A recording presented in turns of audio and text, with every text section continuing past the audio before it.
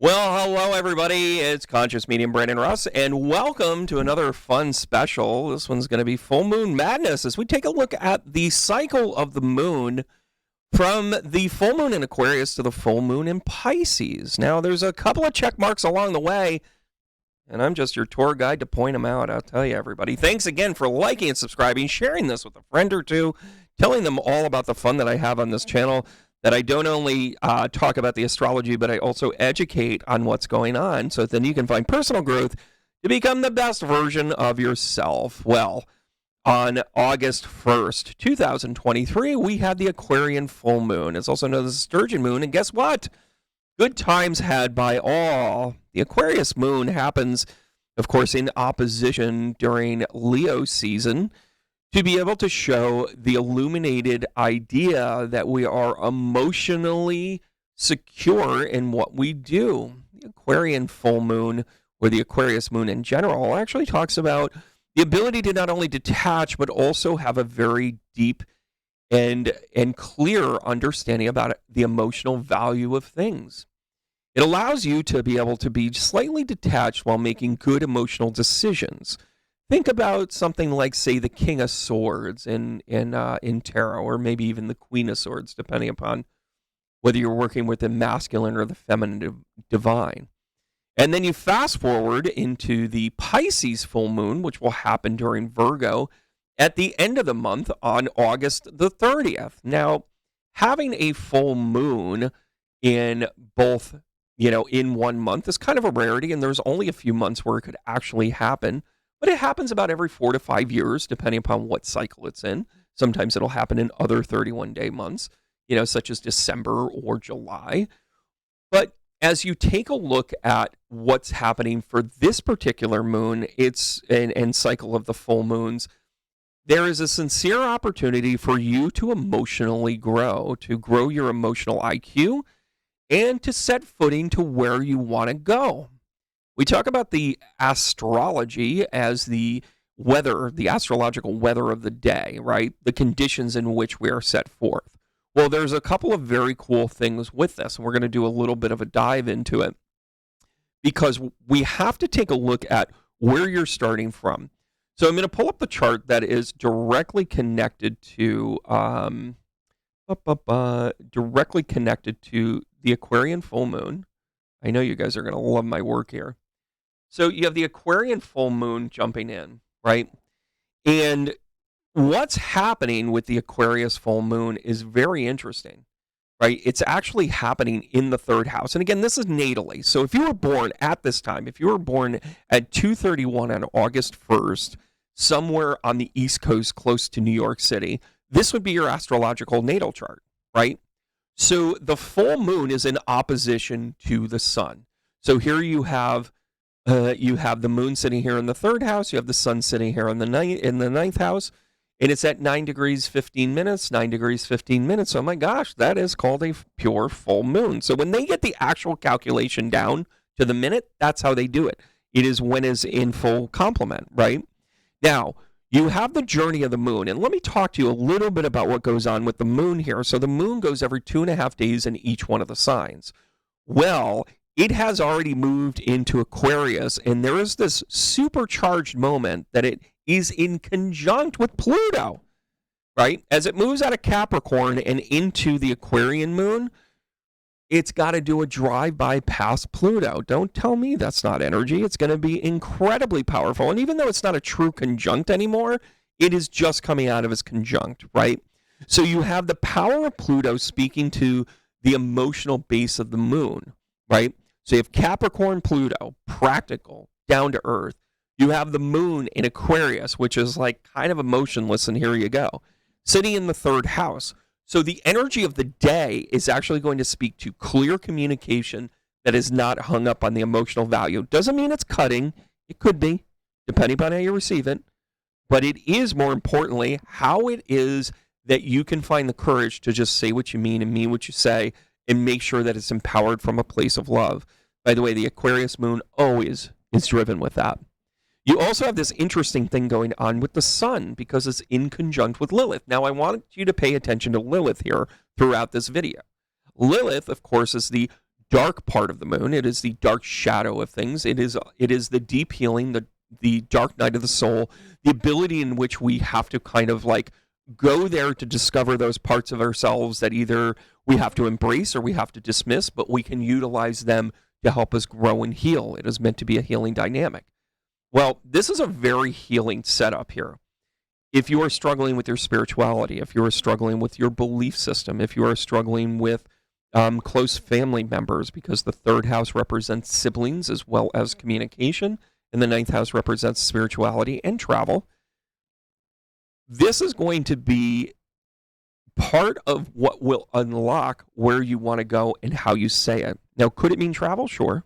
Could it mean that you're going to wake up one day and say, I don't care how much it costs or who's coming with me, I'm going to Sassafras, Kansas, and I'm going to go see the biggest ball of twine. Fine, whatever floats your boat, right? If that's spiritual to you, it's spiritual to me right now. But I want you to recognize that your code is being unlocked right now for you to be able to say, okay, that's it. Now, something else happens along here in the journey. So that's August 1st. Let's take a look now at 8-8. Now, I know this isn't an astrological chart that I'm showing right now, but here's the lion protecting the gate. The 8-8 lion's gate is very important in astrology without ulterior meaning. Now, if we were to create, say, a new calendar in which we only paid attention to the astrology of things, 8-8 would absolutely be a holiday because this is when the sun aligns with Sirius. This is actually our connection to the stars. Sirius is actually the closest planet to us. It is also the closest galaxy in which we may have other life forms just like us. It at least expresses the condition for it. So there are belief systems, if you want to go down the whole ancient alien path, that we are connected to Sirius, as in we are somehow the DNA that has been created to populate this planet. The Lion's Gate is very important for us to recognize our connection to the stars, in particular Sirius, but it also allows us to explore the idea that we are connected to something higher than just what our day-to-day is. That's the line I want you to take from this as you start to put together your story. Because on the 8-8 makes you realize that you're part of something bigger, period. Leave that there. Because now we step into Virgo season, right? All of these things are going to happen, subsequently, right? After the 8-8 Lion's Gate, I'm sorry, I skipped this. You've also got the new moon that I think happens around the 15th here, right? So you've got the new moon in Leo that also starts to say to you, okay, now you've torn it all down. You start with nothing. Let's go build yourself back up. Now you step into the age of Virgo, right? We're stepping into Virgo season. So guess what? Now you start to question, what do I keep? Are you sure you got the right person? Are you sure you're looking at it the right way? The age of Virgo, when you get into Virgo season, you start to pick it apart. It's the archetype of Mary.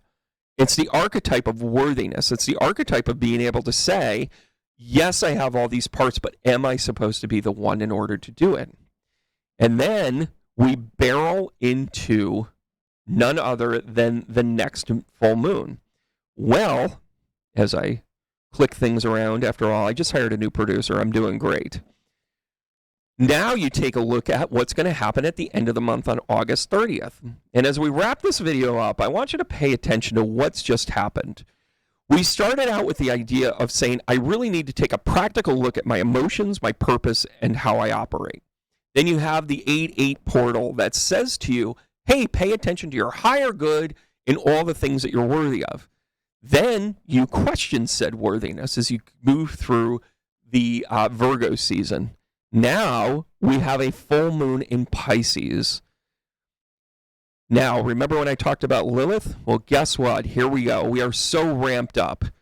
Virgo is now home not only to the sun at 7 degrees. That's when the full moon happens because it's 7 degrees in Pisces. But you also have a conjunct with the sun and Lilith. I mean, do you not see the opportunity to heal? By the way, that's happening in the 5th house. It's doing you a solid and letting you know that, guess what? You have to be creative for your own healing. You have to take a look at this in a different way. Does this mean that you might be a little impulsive? 100%. Does it mean that you're going to have a higher emotional IQ to understand why you're doing it? 100%. If you do the steps to walk you through not only that first part with the full moon in Aquarius, pay attention to the Lion's Gate, and then pay attention to the Virgo season, this should be an easy and very fun step because you're going to come into new routines. The moon is conjunct to Saturn. Whew, talk about doing us a favor. Saturn is in Pisces, and, moving around the way that it is, you might be working with double and triple negatives here because Pisces isn't necessarily a natal home for Saturn. Saturn's Capricorn. Saturn wants to hang out and make rules and everything else, and Pisces wants to break all of them. So the moon, the emotional bandit that it is, sitting in Pisces, just wants to be super duper emotional and go and do whatever you want to do. Well, in Pisces, it will be speaking a language of structure. Why not make fun and curiosity and creativity part of your journey? This is a huge opportunity for light workers. This is a huge opportunity if you're looking to break the mold and out of the routine. This is going to give you an opportunity, at least in the astrological weather, to be able to look at things for what your purpose and value is on a practical basis. Are you looking for something to change or a different journey? This is a pretty good wave to ride. You're going to want to ride this one out. We're taking apart all of the other planets and all of the other nonsense, and guess what? We're taking a look at how it can be healing for you. The fifth house with the Sun and Lilith in conjunct makes you look at your healing creatively and with purpose and also worthiness. Then you have the moon in conjunct to Saturn in the 11th house. This is about your social network. This is about how you don't have to be an introvert and you can experience things, but you have to have some structure to it. You have to have some reality to it. That's emotional intelligence in my book. And guess what? If you ride this full moon madness right now, you're going to come out ahead and you're going to come out, well, dare I say, healed. I don't want to say that you're going to be never have a problem or never have a challenge, but you are going to have a very realistic opportunity for you to address the things that you need to and come out in a way that you never saw coming, and astrology is going to help you. All right, guys, I'm going to give you the heart taps. Thank you for staying tuned for part 1. Part 2 is going to be the reading for each one of them. I hope you join along. I'm kind of rolling this out piecemeal. I hope you guys enjoy it. I'll see you soon. Take care.